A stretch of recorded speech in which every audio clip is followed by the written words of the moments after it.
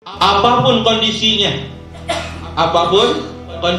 bagaimanapun keadaannya beliau, maka tetap kita muliakan meskipun misalkan pandangan politiknya beda sama kita, partainya beda sama kita, ya jamaahnya beda sama kita, nggak peduli karena cinta kita karena Nabi Shallallahu Alaihi Wasallam. Jadi siapapun Habib, jangan Habib ini dibela, yang ini dihina. Habib ini dihina, yang ini dibela. Jangan beda-bedain.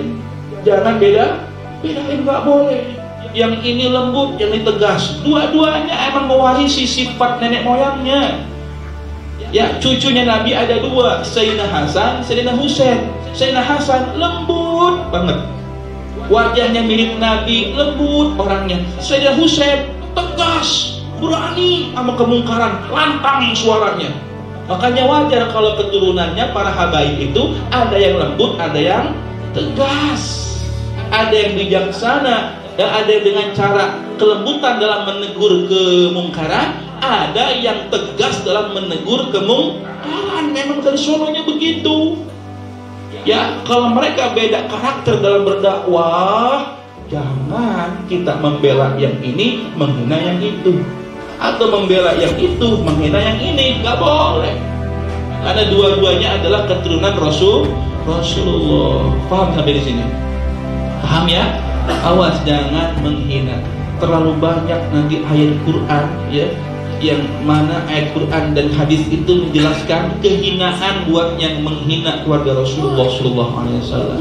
Termasuk nanti di yaumil kiamah, muka kita mau ditaruh di mana nanti di depan Nabi kalau kita pernah ikut-ikutan menghina keturunannya Rasulullah Sallallahu Alaihi Wasallam.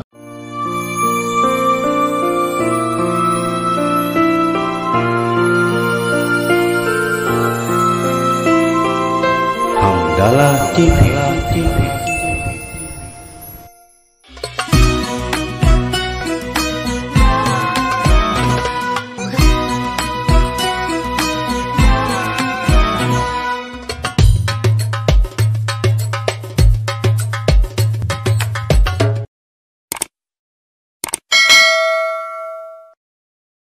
Assalamualaikum warahmatullahi wabarakatuh. Waalaikumsalam warahmatullahi wabarakatuh.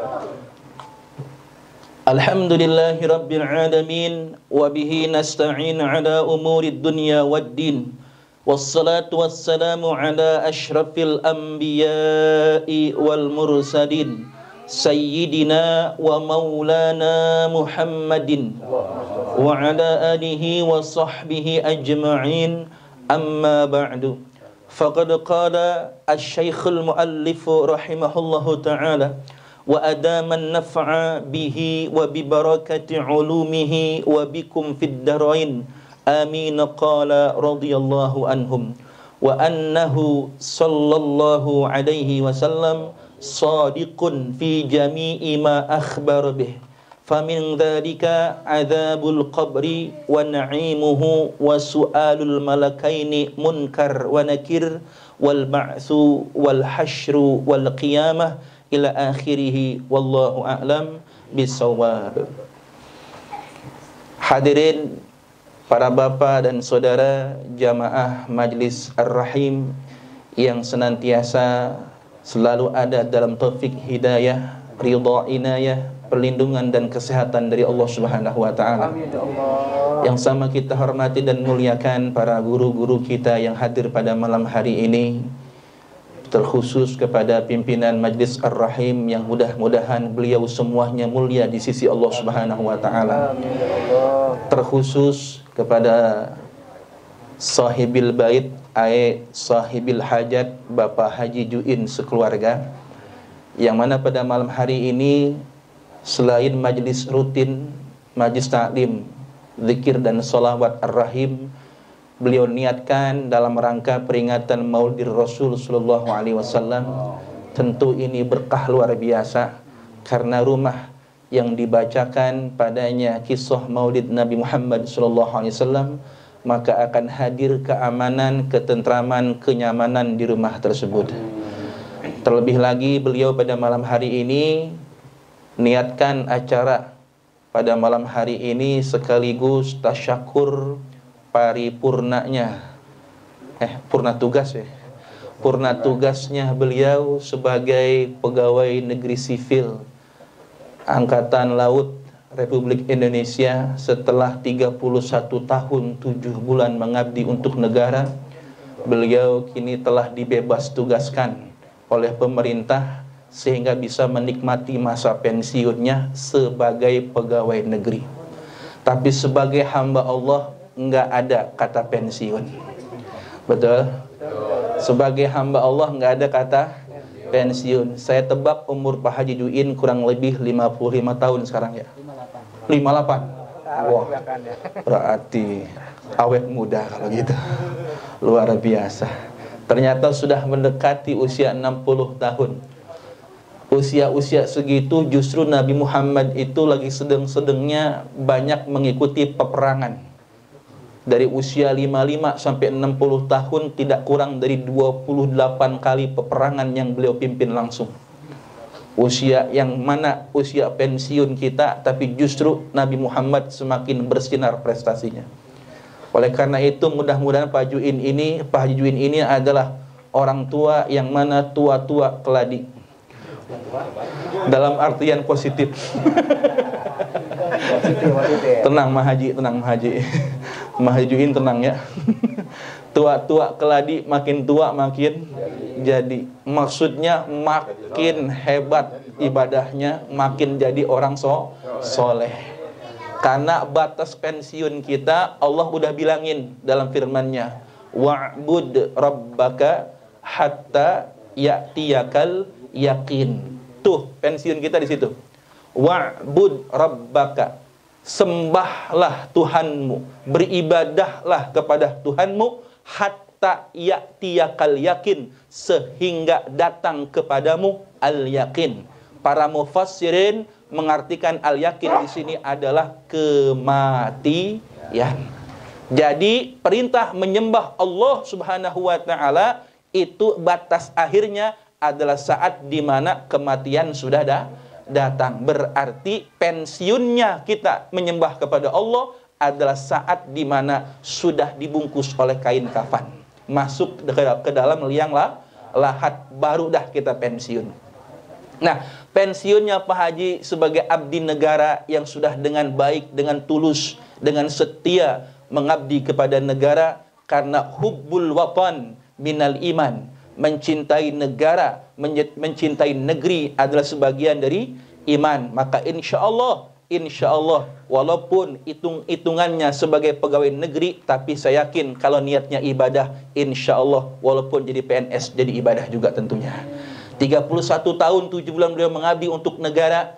Kini beliau telah diberikan kebebasan untuk merasakan nikmatnya masa-masa pensiun. Semoga masa pensiun ini jangan seperti pemahaman sebagian orang. Orang pensiun itu cuma 2 yang ditunggu, kedatangan cucu sama kedatangan Ijrail. Kan gitu ya. Orang pensiun itu begitu mindsetnya. Kalau nggak kedatangan cucu, kedatangan Israel. Enggak begitu. Justru dalam Islamah makin tua makin bersinar. Kan begitu. Usia 40 tahun, hamba Allah nyampe usia 40 tahun, khaffafallahu hisabahu. Allah sudah mulai ringankan hisabnya. Selamat yang usianya udah 40 tahun. Hisabnya semakin ringan. Udah 40, Ji? Baru 17? 33. Sejauh berarti. Fitnah itu ya. Yang udah nyampe 40 tahun selamat, hisabnya sudah makin ringan. Wa idza balagha sittina sanatan, kalau sampai usia 60 tahun selamat. Yang nyampe usia 60 tahun masih tetap ibadah kepada Allah Subhanahu wa taala, maka razaqahullahul inabata ilaih. Maka Allah akan rizkikan kepadanya, anugerahkan kepadanya kemampuan untuk selalu bertaubat kepada Allah Subhanahu wa taala. Makanya orang yang udah usia 60 tahun insya Allah gampang untuk taubat, asal rajin ibadah, dosa-dosanya diampuni oleh Allah. Selamat yang sudah 60 tahun. Ada yang 60? Ada. 70? Hah? 70? Enggak ada kayaknya 70. Wah, Mang Jan berapa? Ya, Belum. Yang 70 tahun masih rajin ibadah, ya Allah selamat. Kita perlu iri sama yang begini. Kenapa 70 tahun masih rajin ibadah? Ahabbahu ahlus sama, dicintai oleh para penduduk langit. Itu malaikat yang mengisi 7 lapis langit, semuanya cinta, suka kepada aki-aki usia 70 tahun yang masih rajin ibadah. Alhamdulillah. Ya, Masya Allah. Selamat. Dicintai para malaikat. Yang nyampe 80 tahun. Ada 80 tahun? Udah mulai menipis nih. Nggak ada kayak 80. Mudah-mudahan nyampe 80 ya. Kalau yang sampai 80 tahun, maka sabbatallahu hasanati wa maha anhu sayyi'atih. Yang ditetapkan oleh Allah kebaikan-kebaikannya aja, keburukannya dihapus sama Allah. Jadi kalau orang usia 80 tahun yang dicatat cuman kebaikannya, keburukannya insya Allah dihapus sama Allah Subhanahu wa taala. Masya Allah, makin enak tuh aki-aki ya. Yang 90 tahun, nah ini Masya Allah, gelarnya asirullah fil ardi, tawanan Allah di muka bumi. 90 tahun ditawan oleh Allah di muka bumi, masih hidup, tawanannya Allah. Tapi tenang, kalau tawanannya Allah mulia dunia akhirat. Orang yang 90 tahun masih rajin ibadah, maka Allah ampuni dosanya yang lalu dan yang akan datang. Amin. Bahkan nanti di yaumil qiyamah, yang usianya 90 tahun masih rajin ibadah, maka nanti di hari kiamat dia bisa kasih syafaat sama anak cucunya. Amin. Mudah-mudahan umur kita panjang buat dipakai ibadah. Selamat kepada Bapak Haji Juin. Bapak sudah purna tugas sebagai abdi negara, maka silakan nikmati waktu yang masih tersisa untuk menjadi abdi terbaiknya Allah Subhanahu wa taala. Amin ya Allah ya rabbal alamin. Baik, itu sepintas tentang yang berkenaan dengan masa-masa pensiun ya. Masa-masa pensiun bukan masa untuk bermalas-malas diri, justru makin bersinar seorang muslim itu adanya di penghujung usianya, yang mudah-mudahan bisa husnul khatimah. Baik, kita ngaji kitab Sulamut Taufik. Pada pertemuan yang lalu kita membahas tentang sedikit ya biografi Rasulullah Shallallahu Alaihi Wasallam. Nabi kita nama Nabi kita Muhammad bin Abdullah, lahir di Mekah, hijrah ke Madinah, dimakamkan di Madinah. Bapak, saya pernah sampaikan, kewajiban orang tua ke anaknya bukan cuma ngajarin ilmu sholat, nyuruh sholat, ngajarin ngaji, ngajarin ilmu-ilmu yang wajib dan yang sunnah, termasuk ngajarin anak tentang sosok Rasulullah SAW. Itu wajib buat orang tua. Minimal orang tua, baik bapak maupun ibunya, pernah ngajarin ke anaknya, nah, nama Nabi kita Nabi Muhammad bin Abdullah. Beliau lahir di Mekah, lalu hijrah ke Madinah, wafatnya pun di Madinah. Minimal orang tua udah pernah ngomong begitu sama anaknya. Niatnya ngajarin.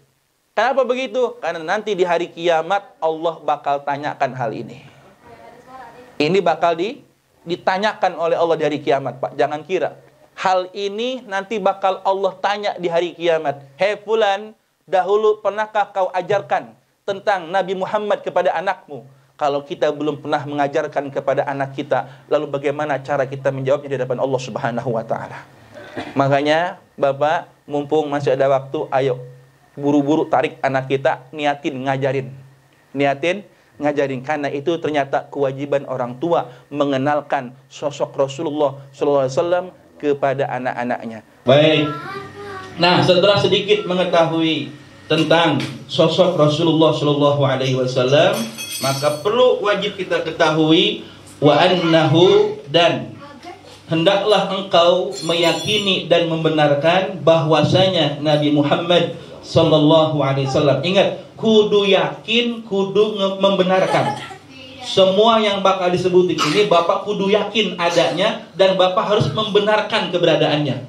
Ya, bahwasanya engkau meyakini dan membenarkan bahwasanya Rasulullah sallallahu alaihi wasallam itu shadiqun fi jami'i ma akhbara bihi. Beliau itu benar, shadiq, jujur terhadap apa saja yang beliau kabarkan dengan perkara tersebut. Seluruh yang Nabi sampaikan benar adanya, tidak pernah ada kebohongan. Sekalipun Nabi bohong, jujur. Gimana bohong jujur gitu? Sekalinya Nabi bohong, jujur, tapi nggak pernah Nabi ngomong bohong. Seperti seorang nenek-nenek yang datang kepada Nabi, nanya tuh nenek-nenek tentang keadaan surga. Rasulullah bercanda, nenek, di surga mah nggak ada nenek-nenek. Tuh nini sedih. Atuh rek kemana uing gitu? Mau kemana saya nggak masuk surga nenek-nenek? Sedih tuh nenek-nenek. Kan itu seperti bercanda ya. Tapi bercandanya Nabi nggak bohong, jujur. Emang di surga mah nggak ada nenek-nenek. Semuanya kembali kepada usia yang muda, yaitu usianya Nabi Isa ketika diangkat ke langit. Di atas 20, di bawah 30, lagi sedang-sedang kencang-kencangnya itu. Bener nggak? Itu usia. Kencang segala-galanya. Ya, itu usia penduduk surga, di atas 20, di bawah 30. Sedang-sedang sekolnya itu ya. Nah, tuh. Jadi kagak ada nenek-nenek. Bener nggak Nabi? Bener nggak? Bener, bercandanya aja Nabi bener. Apalagi benernya, bener bisa. Nah, makanya kita kudu meyakini bahwasanya apa yang Nabi sampaikan semuanya benar. Bahkan dikatakan di sini, faman ankara syai'an min dzalik wa kana ma'luman min ad-din bid-darurah kafara. Barang siapa yang mengingkari apa yang disampaikan oleh Nabi yang dimaklumi secara darurat oleh agama, artinya mustahil kebohongannya, orang itu nggak percaya, mengingkari, kafara, hukumnya kafir, alias ingkar. Ya.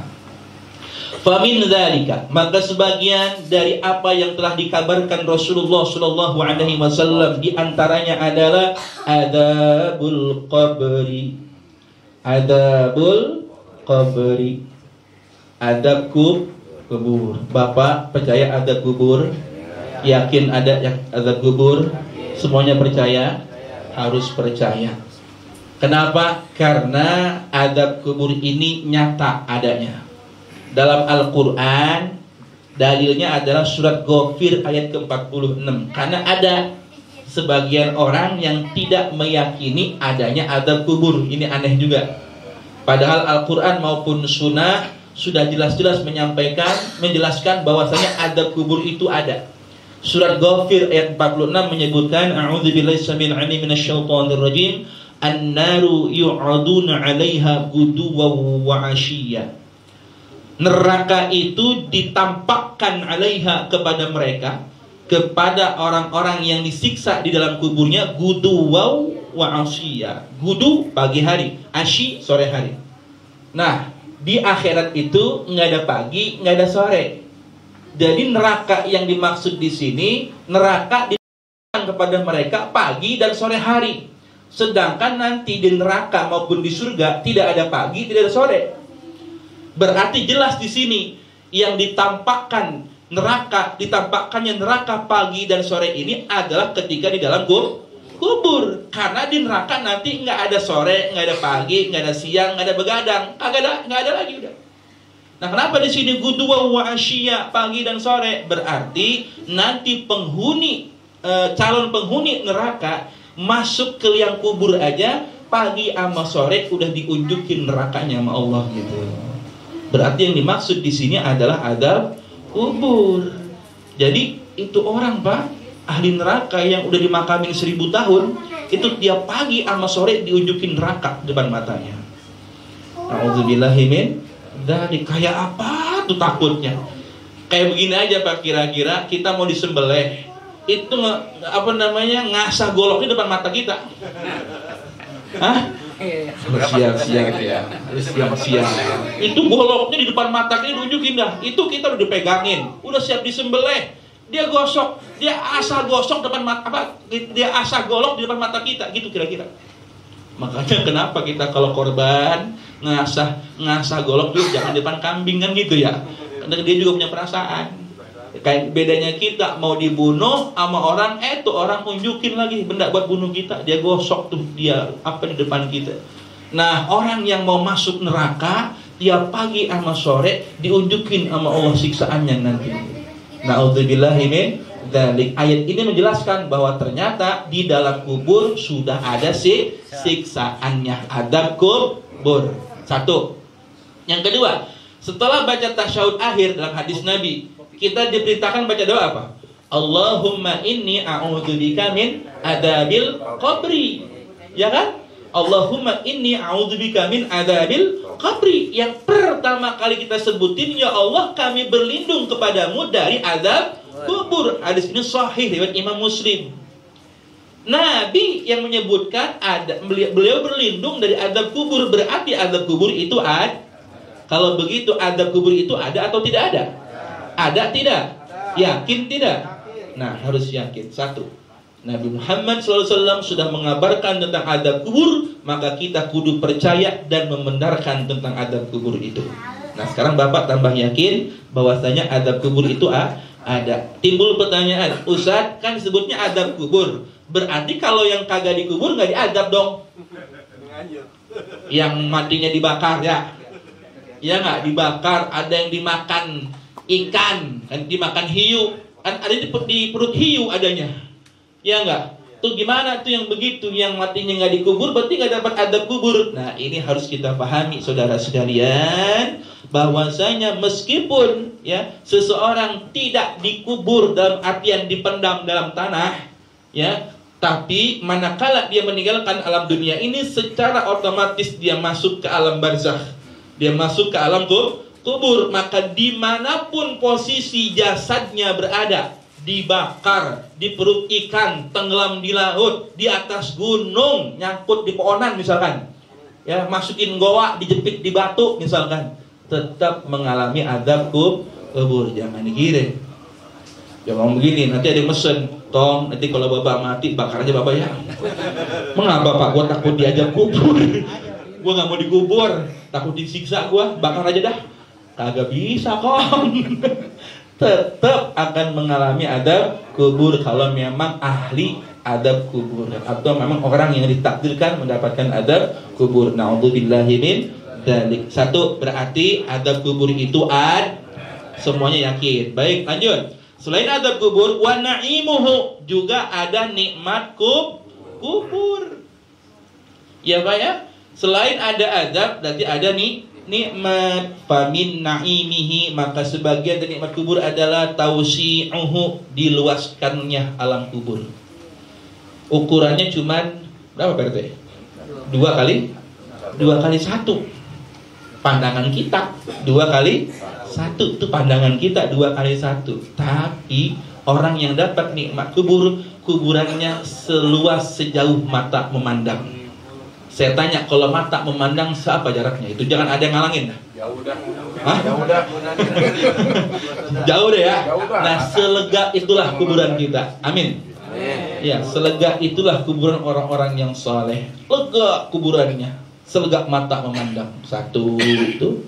Wajuila lahu kindilun, maka dijadikan baginya lentera yang menerangi. Masya Allah, kan enak ya. Tapi lampunya adem, nggak kayak lampu Hamzah TV begini, enggak. Panas. Ya, lampunya adem. Masya Allah. Tuh, bayangin, gelap, dipendam dalam tanah, ditutup pakai papan, sendirian, ditinggal, gelap. Nah, amal yang akan meneranginya ya.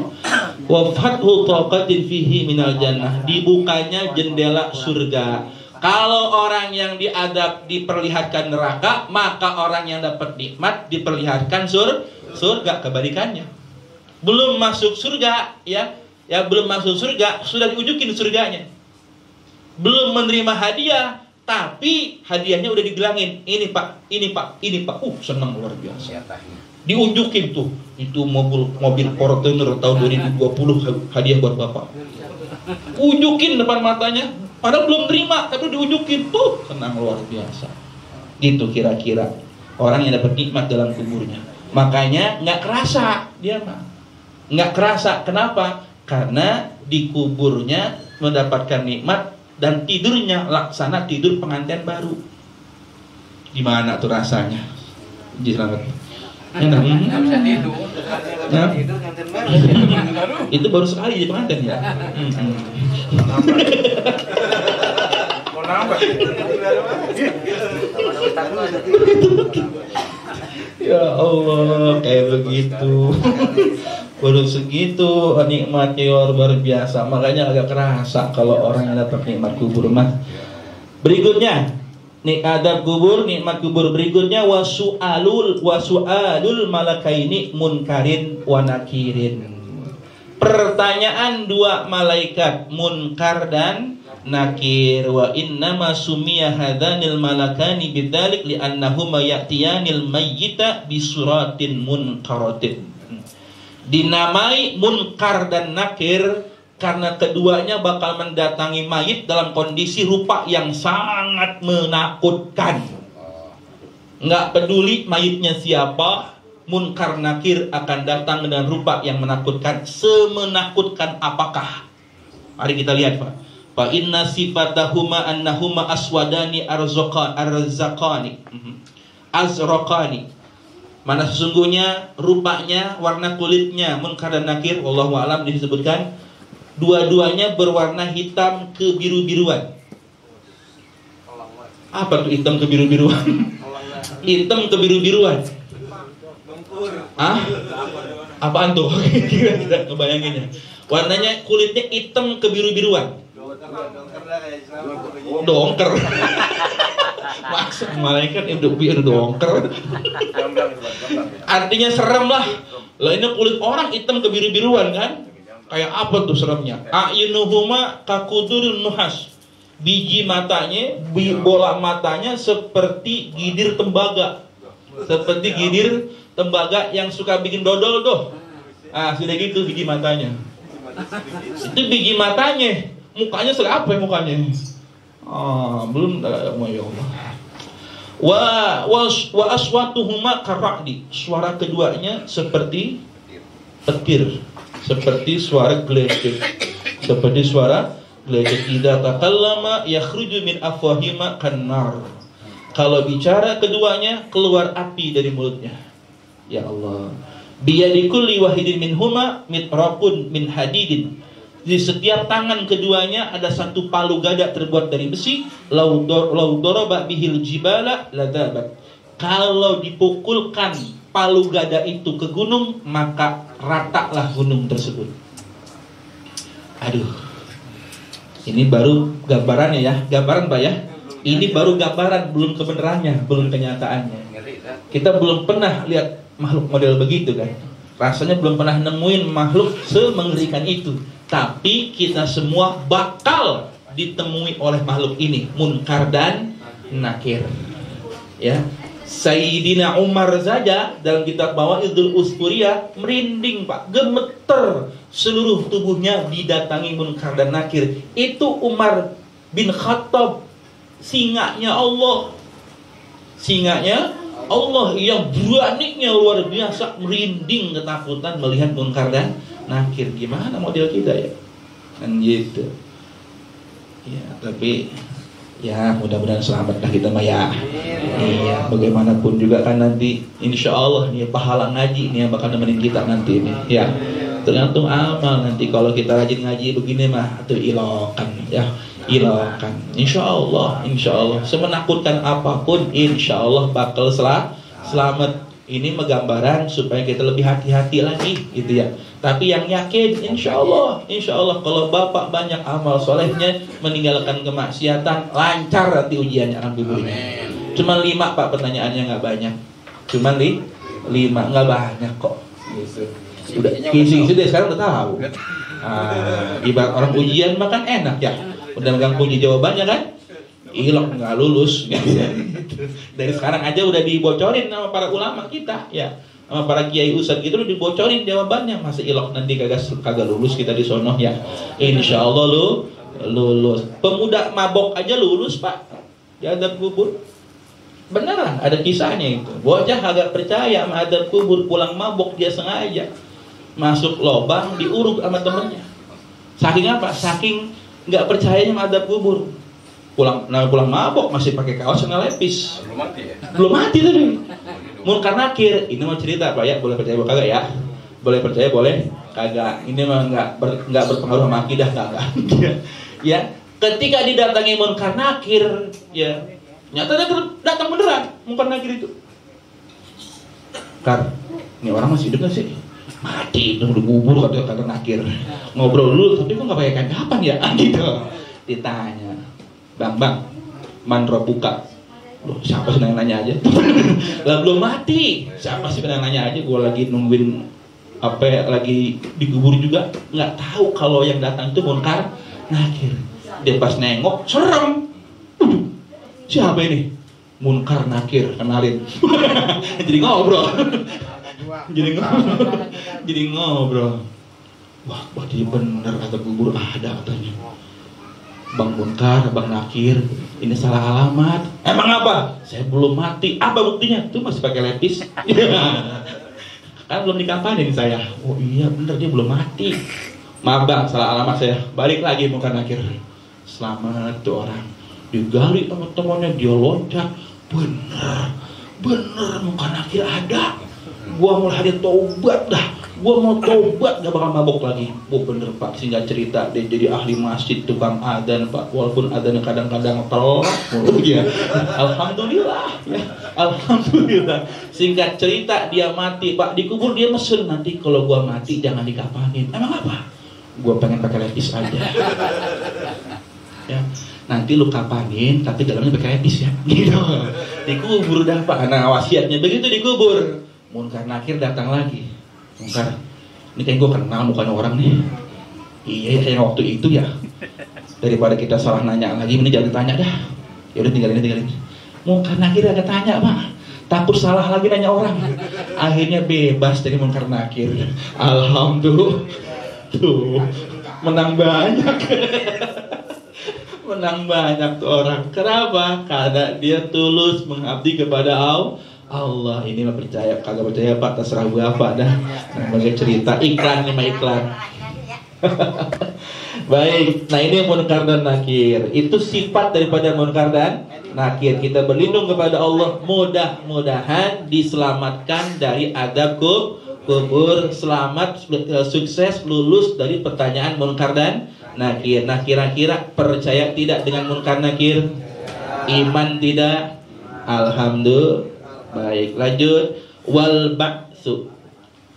ba'su berikutnya yang dikabarin sama Nabi setelah adab kubur, nikmat kubur, pertanyaan munkar dan nakir. Perkara yang keempat adalah wal ba'su, hari berbangkit. Hari berbangkit adalah hari di mana ibaratun an ihya'il mauta wa ikhrajuhum min kuburihim ba'da jamil ajza'il asliyah. Yaitu saat dimana manusia dibangkitkan kembali lengkap dengan posisi dirinya ketika dimatikan.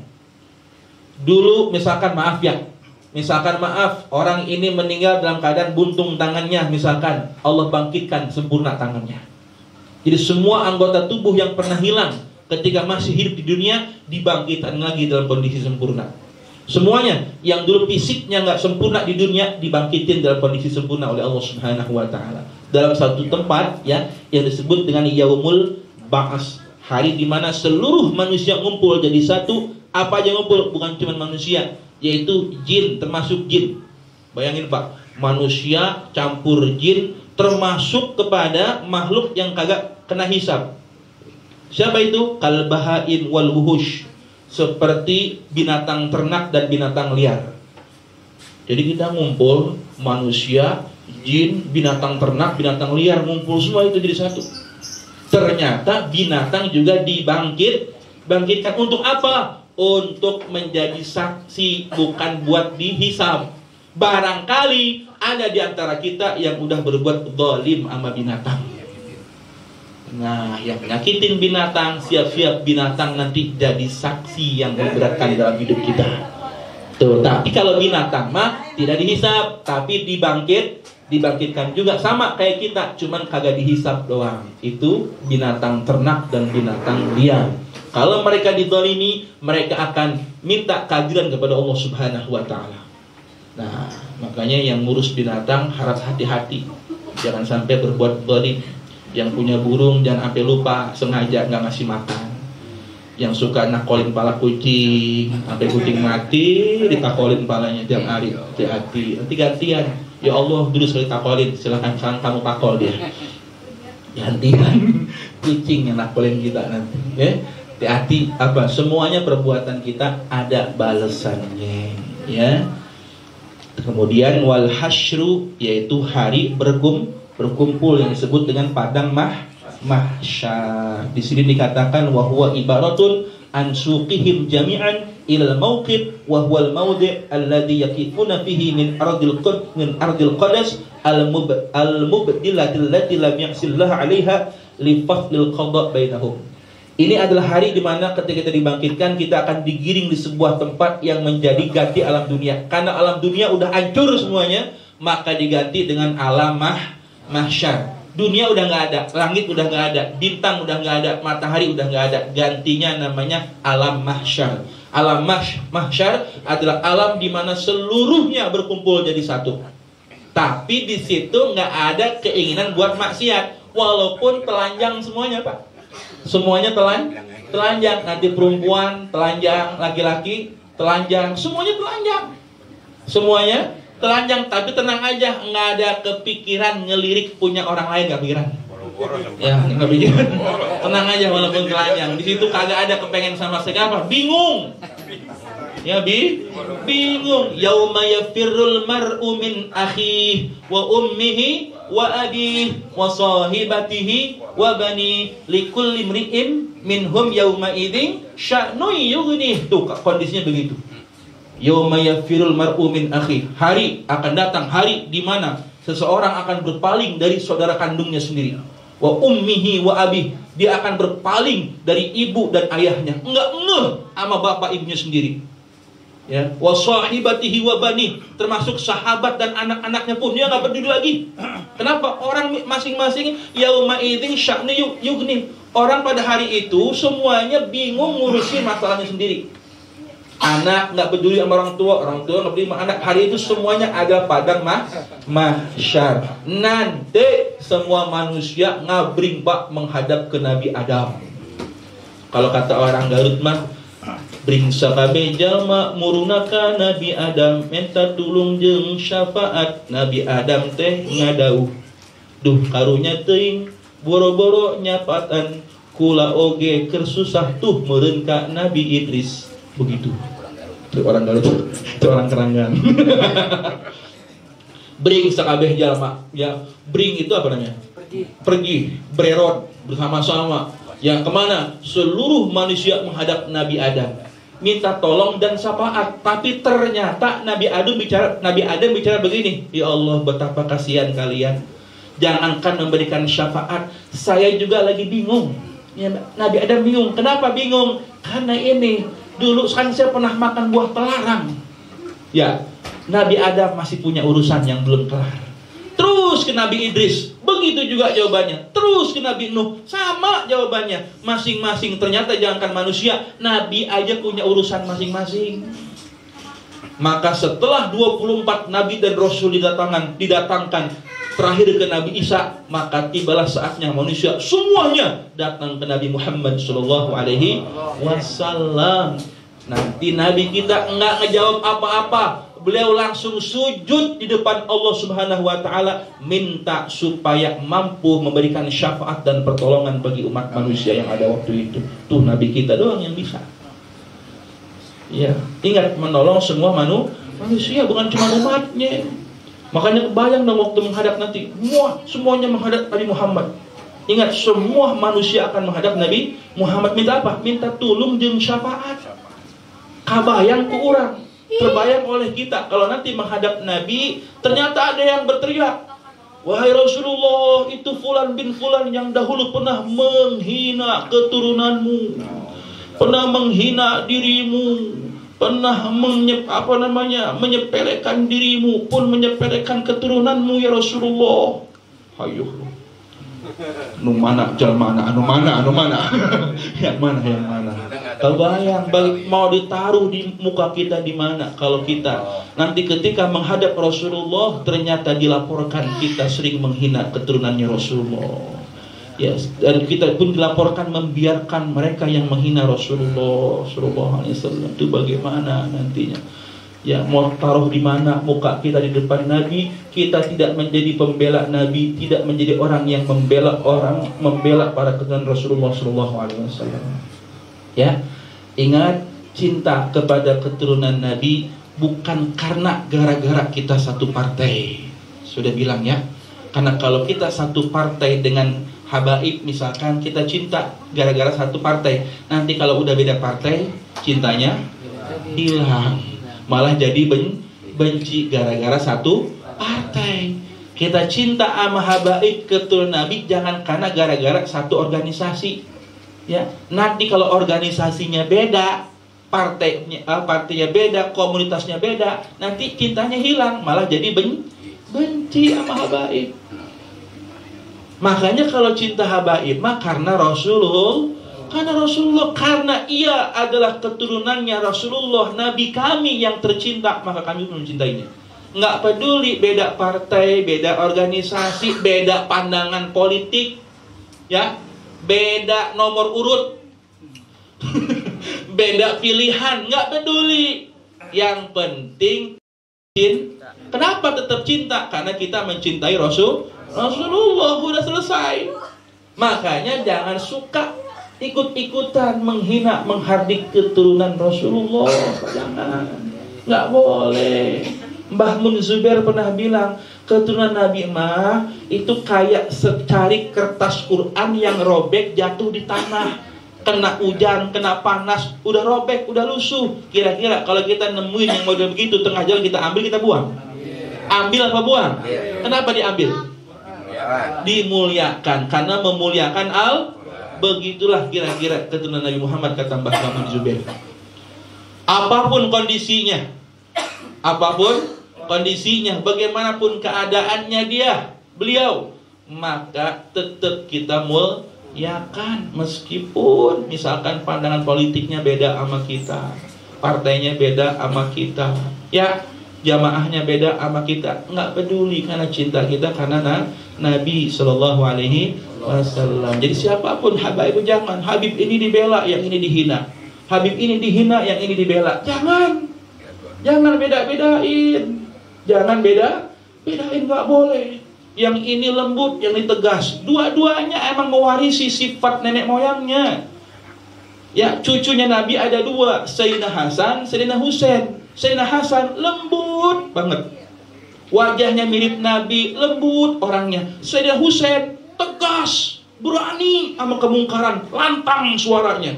Makanya wajar kalau keturunannya para habaib itu ada yang lembut, ada yang tegas, ada yang bijaksana, dan ada yang dengan cara kelembutan dalam menegur kemungkaran, ada yang tegas dalam menegur kemungkaran. Memang dari sononya begitu.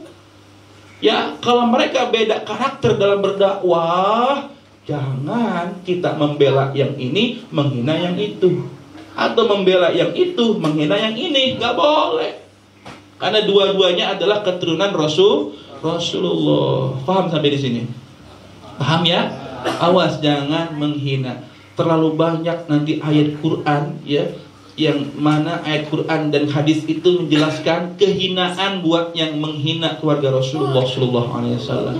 Termasuk nanti di yaumil qiyamah, muka kita mau ditaruh di mana nanti di depan Nabi kalau kita pernah ikut-ikutan menghina keturunannya Rasulullah Sallallahu Alaihi Wasallam. Naudzubillahi min dzalik. Oleh karena itu mudah-mudahan Bapak, ya, cinta kita ini kepada Nabi tulus, ya. Harus buktikan dengan perbuatan, ucapan kita. Satu, yakini bahwa Rasulullah SAW itu benar semua ucapannya tentang adab kubur, nikmat kubur, pertanyaan munkar dan nakir, hari berbangkit, hari mahsyar, termasuk hari kiamat, semuanya adalah benar. Kita tahu dari mana semua itu? Dari Nabi. Semua yang Nabi sampaikan kita benarkan, dan kita yakini bahwa semua itu datangnya dari Allah Subhanahu wa Ta'ala. Semoga Allah membimbing kita untuk senantiasa istiqomah dalam menjaga kebenaran, dalam membela Islam, dalam membela Nabi, dalam membela keturunan Nabi, dalam membela ulama, dalam membela keutuhan NKRI kita yang tercinta ini. Amin ya Allah ya Rabbal Alamin. Assalamualaikum warahmatullahi wabarakatuh.